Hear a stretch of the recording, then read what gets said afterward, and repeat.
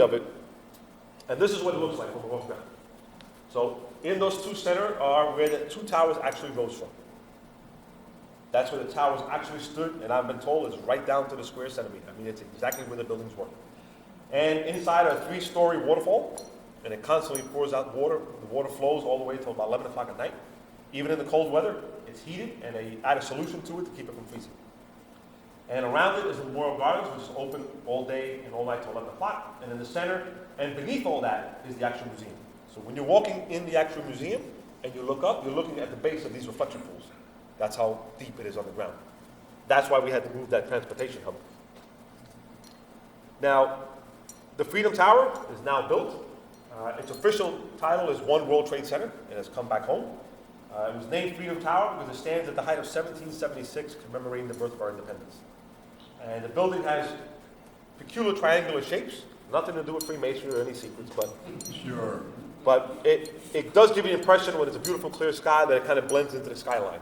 So it looks like you're looking at clouds of the skyline from a distance, especially from New Jersey. It kind of almost disappears, which at one point they were scared because if it disappears, then how do planes see it?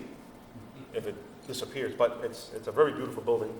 There's a lot of safety features in it that have been employed to make it much, much safer. And eventually this is what it's going to look like when it's all said and done. Every building is going to be much higher than the previous buildings by quite a big distance, quite a big height jump. And also, the only addition between the Freedom Tower and the tower in the back is going to be a new state-of-the-art performing arts center, which they say is going to rival the Lincoln Center. And that's being paid by a nonprofit group when it's all said and done. Now, every time around 9/11, if you happen to be in the New York City area or within a 50-mile radius on a clear day, you're going to see the towers of light, or beacons of light. And these are done by a nonprofit group in a parking garage a few blocks down. And these are very powerful LED lights, which are in the same shape and dimension as the building stood. They're 1 acre square, and they're set exactly apart as they were. So from a distance, when you look at it, you see the rays of light going up, and they reflect the image of the World Trade Centers rising from ground zero, into the hands of God who gave it. So that's a very beautiful thing. And I think the furthest it has been seen on a clear, cold night, it was actually seen from Trenton, which was, I think, 70 miles away. So it was amazing. And it reflects, it shoots the light up about 6.5 miles straight up in the atmosphere. That's how powerful the lights are. Now, can anybody see this picture here, this frame, and tell me what's different? What do you see different here that's so odd? What do you see about the trees? What's wrong with the tree? One's alive, the other one, they're dead. Well, this is called the survivor tree.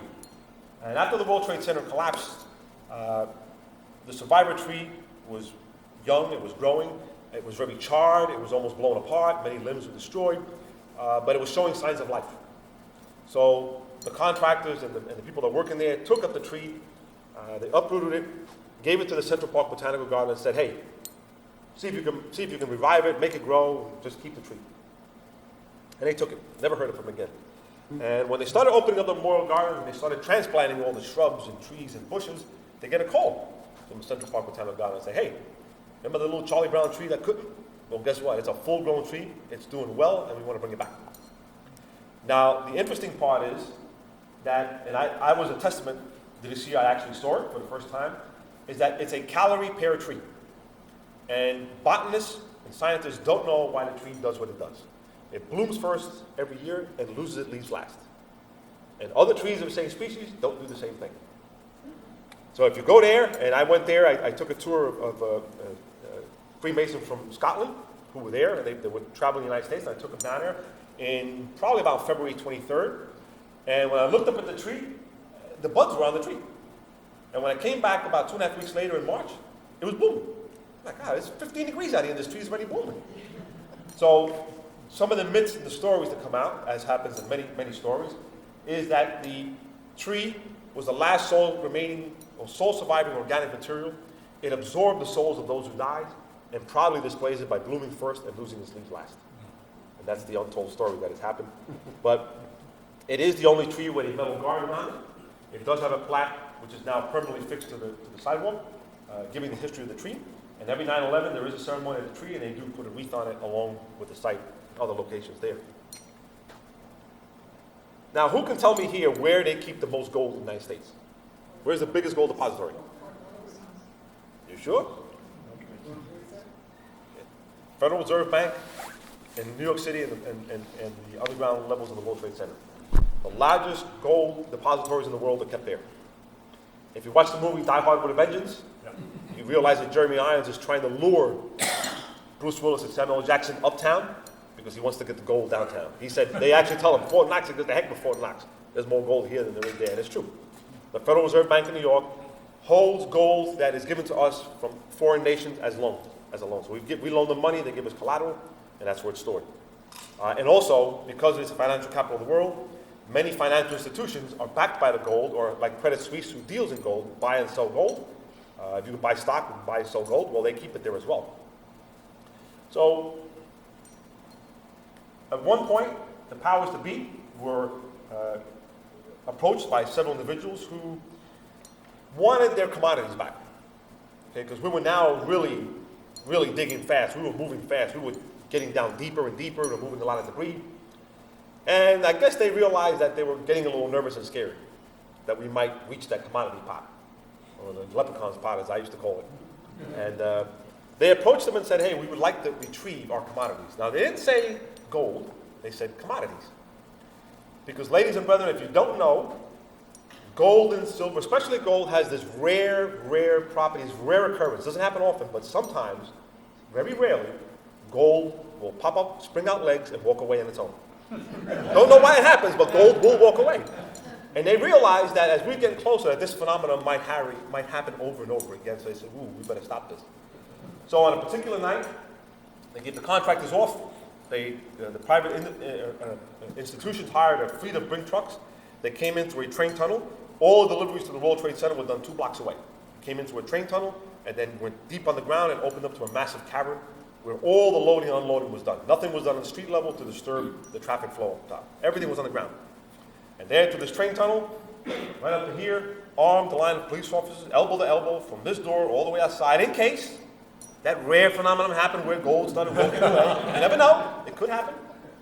And they crack open this door. Now, the crazy part is that in years past, when I first started 31 years ago, we didn't have the opposite of all these great computers and stuff we have now. So we used to, every 2 weeks, have to take our payroll stubs and bring them down to the World Trade Center. And then they would hand me a stack of checks. And at that day, I was the most well-loved person at the bridge or the tunnels, wherever I was, because I had everybody's paycheck in my hand. And not realizing that I was parking next to this bunker every single day. Not realizing that behind this concrete wall was a lot of loot. Now, the way I can explain it is, for the older generation, if you see the movie Goldfinger, this ominous Korean here who throughout the entire movie doesn't utter a single word. Our job just says, ah. That's all he does. And he whips that hat around, cutting people's heads off. Well, this is supposedly Fort Knox, which I don't think is that big. I don't even think there's anything in there, but who knows. For the younger generation, if you watch the movie National Treasure and you realize that Nicolas Cage likes that oil, and guess what? There's the treasure. For 3 generations, they've been called liars and crazies, and there it is. It's true. They found it. That's the same feeling we got when they cracked that door open and we saw this. Wow. 6,000 square feet of solid silver and gold bullion. 35-pound gold ingots and 75-pound silver ingots. I lost my combination. Can you give it to me? What was that? And I tell you, when you see that, the first thing that went through my mind was Goldfinger, and the first thing I uttered was, ah. That was the first thing that came into my mind when I said this. I'm watching Sean Connery in here, strapped to his gold. Oh, man, I tell you. And to realize now, wow, every time I park my vehicle there, or anybody parked there, every 2 weeks I would have drilled a little hole bigger. And maybe in 6 months I might be able to pull one of the bars out. But this was probably one of the only nights that we did have a break and a kind of an easy night off, where we actually had some laughs. The night before, when the lieutenant was, when the officers were arranging for the night's detail, one of our lieutenants was making fun of the lighting situation, saying, please, if you see anybody doing this, shoot them. They got a gold bar in their boot. Don't let them get away. But unfortunately, we had to come back to reality.